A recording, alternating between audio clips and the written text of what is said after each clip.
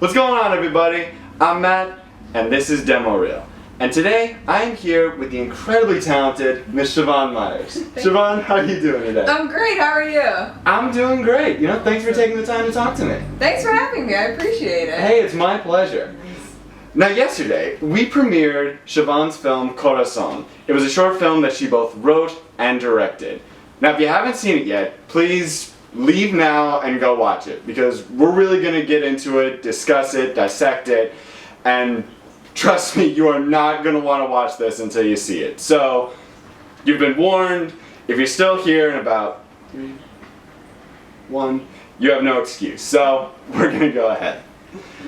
So Shavon, this film, Corazón, it was obviously a very powerful and emotional film. What was your inspiration? What was going through your head while you were writing it and making it? I think life was the biggest inspiration. Right. There's so many issues in the LGBT community. Yeah, and definitely. I feel like depression's one of them, Oh, yeah. suicide's one of them. And I guess it's just the time that we're in, and where, all of these things are kind of popping up. I remember when I first wrote it, a lot of big name celebrities were committing suicide. And I think that was in the back of my mind. Right, as something definitely. that's happening, but no one's really addressing it until a big name does it. Right, Then, exactly. everyone's talking about it. But there's so many people who are depressed, who have these things going on. And they're going through the same things as these big names. Right, but no one talks about it because no one knows who they are. So I think that was in the back of my mind, and that's what kind of started this. Yeah, it definitely sounds like it. And, you could tell there was kind of a lot going around in your mind because, there was really a lot of different kinds of emotions going on in this film. I mean, overall it was about depression. That was kind of the blanket, but, one thing that really drew me to this film was how multi-layered you made it. With the main character, there wasn't just one factor that was causing her emotional turmoil. Right. There was a bunch of different things, but at the same time, they bled into each other, fed into each other, and I thought that was really impressive, especially in such a short film. Thank you. Yes, I jam-packed a lot into about 5 minutes. There are a lot of different layers, but I wanted it to be that way. I didn't want it to just be one thing, one straight shot, because life's not that way. No, it definitely isn't. We're walking around and we have so many different things going on, and you would never know just by passing by people on the street. So this girl had a lot of things going on in her life that the average person wouldn't know. No, definitely. I mean, at one level, the woman she loved had passed away at some point. Yeah, and her religion, her religion. Right there, her religion is telling her, you can't be this way. Oh my God, can you imagine growing up in this religion that's telling you you can't love the person that you love?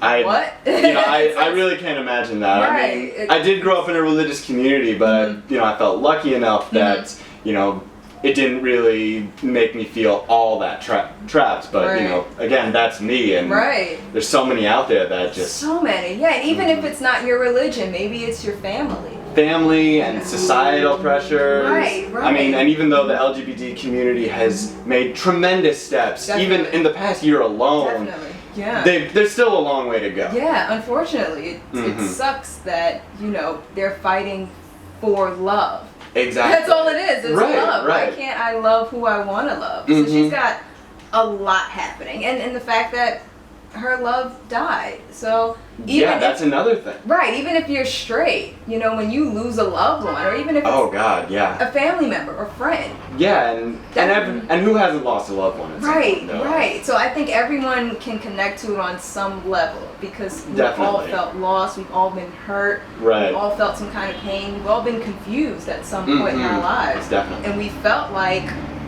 what do I do next? Is there a next? So I think that's how everyone can kind of connect to it. Yeah, it definitely could. And another thing I liked was your use of color. I mean, personally, just visually, using both black and white and color, I'm just always drawn to that. If a film can do that well, I just like it. But I did think it kind of added, it illustrated all the layers that she had to. I mean, for the majority of it, you could tell, it was black and white. and you could tell on every level that she felt like she was trapped in a world of black and white, right and wrong, and you know, she felt like the only way she could have love, beauty, color was to end her life. And that's an interesting. Yeah, I never thought about it that way, but really, yeah, that's. What were you thinking of? Well, I originally, black and white is very classic. Right, There's something beautiful about black and white. And I didn't want there to be any distractions. I wanted you to really focus on what she was doing, what was going on.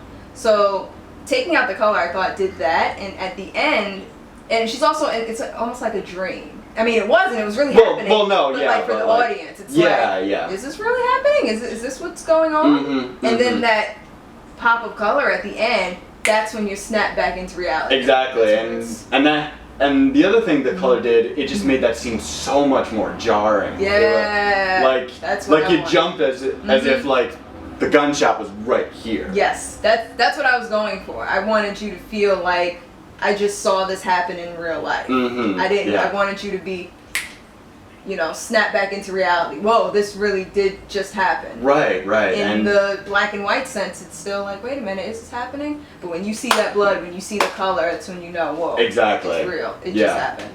Yeah, like it just got real at this point. Yeah. But I like your interpretation. That's really good. That's awesome. Well, thank you so much, but I appreciate that. And I guess speaking of which, one thing I wanted to bring up was the metaphor of the clock, or at least the way I kind of took it, it was a metaphor for how she had to live her life, and kind of adding another layer to the already like rich tapestry of human tragedy. Like I kind of took it to represent that she had to spend much more of her life in terms of time covering up who she really is, and she had to spend much more time doing that than being herself and expressing her feelings. Just living. Yeah, do you want to elaborate on that? A lot. I mean, her life, because of the way she was brought up, was covering up. It was covering up who you are, literally, physically. You have to cover your hair, you have to cover your body, and then you have to cover who you are as a person, because you can't let people know that I'm in love with another woman. So she did spend a lot of time covering up and masking herself. But I also wanted it to represent just like a sort of a timestamp on what was going on, because I wanted the viewer to feel like she was going on a date. And she's just looking. You're glancing at the clock.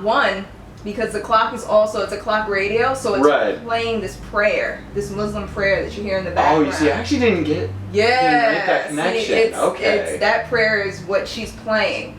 So, and it's asking for forgiveness, because she knows what she's about to do. So she's listening to it, asking for forgiveness. And then also you can kind of see what time it is. That way, it's like, you're not thinking that she's really going to commit suicide. You're thinking, okay, she's getting up, getting ready to go on a date. Yeah, like that's kind of what I thought of it in some ways. Like the first few times we see it, it's like, very few time passes in between like while we do it. And what is she doing the first couple of times? She's putting on makeup. She's choosing an outfit, fixing her hair. But then the final time we see it is like right after we see her in like her head covering and after she pulls the trigger. And we see that so much more time has passed in the process of doing that. And it almost is like she's going out on a date. In her mind, she's going to meet her loved one. She really, and she's going to spend eternity with them. So definitely. She's getting ready. She's getting prepared. I want you to see me at my best. I want you to see me as who I really am, so that we can be together. Yeah, definitely. It's a lot of layers. It's a lot. You really have to watch it a few times. Yeah, I definitely had to watch it a couple times to gather my thoughts. Like the first couple times I saw it, I was like, I absolutely love this, but I can't even articulate why. I need to watch this like 5 times. Yeah, it's a lot. I want people to feel that way. Yeah, I want you to watch it and say, wow, that was a lot that just happened in 5 minutes. I love it. I have to watch it again to really understand what's going on in it. Yeah, definitely. And I guess to maybe take a break from like the depressing stuff, what would you say was your favorite aspect of working on this film? Finishing it. Finishing it. It's definitely a favorite because, making a film is it's work.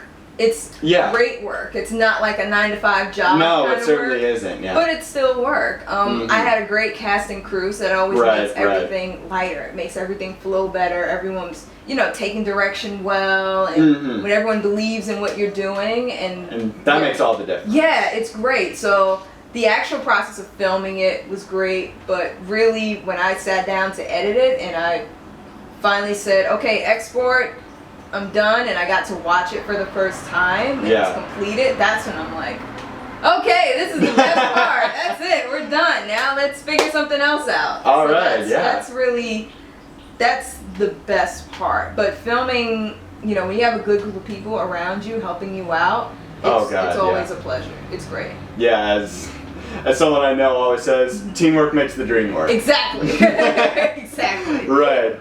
And I guess on the flip side of that, what was maybe the most challenging aspect of the filmmaking process for this? The content. It's not light-hearted content. It definitely is not. No. And showing it to audiences at different festivals. Just gearing up for whatever reaction I may get because. It's gonna hit some people pretty hard. Yeah, I can see this kind of affecting people in different ways. Yeah, really. actually, after one screening, I got an email from someone who was there, and she said that her brother had committed suicide a few years ago. Oh, wow. And she thanked me for doing it. She said because for the longest time, her and her family thought that he did it, as a sign of weakness. They thought that when he did it, he was at his weakest moment. But when she saw the film, she said, you know what? Maybe he wasn't. Maybe this was when he felt his most strongest. And it takes a lot of courage to do something like that.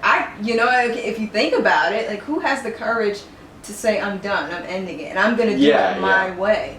So I think just getting the response from this heavy topic, so many different heavy topics. That sometimes is a bit of a challenge, but you know what? It's a story that I wanted to tell. It had to be told. So I'm here for all of the reactions. I'm here for whatever emotions that people have behind it. Because that's what I want you to do. I want you to feel. Whatever you feel, great. That was the point. Yeah.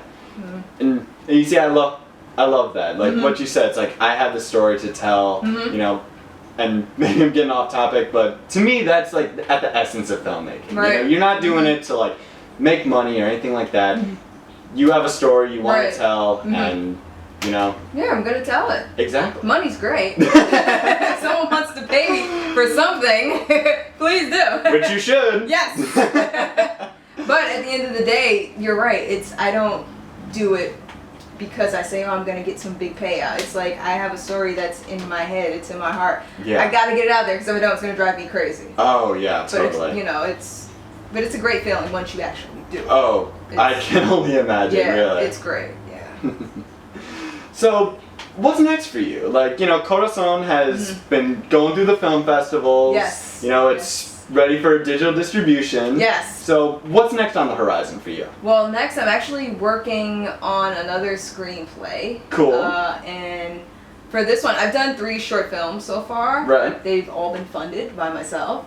So for this that one, is impressive. Let me just say. It's expensive, Equipment costs money. You want to try to at least pay your cast and crew, even if it's just feeding them for the day, and it all costs money. And especially living in this city, New York City. New York City is the most expensive place in the world to live. So trying to do all of that and create films is expensive. So with this screenplay that I'm working on, I want someone else to fund it. I want sponsors. I want someone to see it and believe in it and give me a budget that I can work with. I certainly cannot blame you there. That's the goal for the next screenplay that I'm working on. Right. I'm also a freelance photographer, so I'm always looking for clients, models. If you're in New York City or somewhere, Alright. And what kind of photography do you do? I do lifestyle photography. I also do headshots, portraits. Oh, great. All that fun stuff. So that's the passion right there. I Yeah, love yeah. photography, so I also juggle that with filmmaking. Yeah. But yeah, the photography and this next screenplay and working on my website, ShavonMyers.com. Awesome, yeah. So basically, if someone wanted to follow your work a little more extensively, which you definitely should, that's the website they should go to, Yes. ShavonMyers.com. ShavonMyers.com. My Twitter and Instagram handles are Shavon Meyers, just ShavonMeyers. Cool. But yeah, ShavonMyers.com, that's the main website to follow everything that I do. Cool, cool. Well, listen, Shavon, thank you so much again for Thank coming you. to sit down with me. Really appreciate it. Thanks. And you all, thank you for tuning in. I hope you enjoyed our discussion. And again, if you want to learn more about Shavon and her work, go to her website, ShavonMyers.com. Follow her on Twitter, Instagram. I've got links to all of those things right down there in the description, so you can check that out. And that's about all we have. So, until next time, my name is Matt, and this is Demo Reel.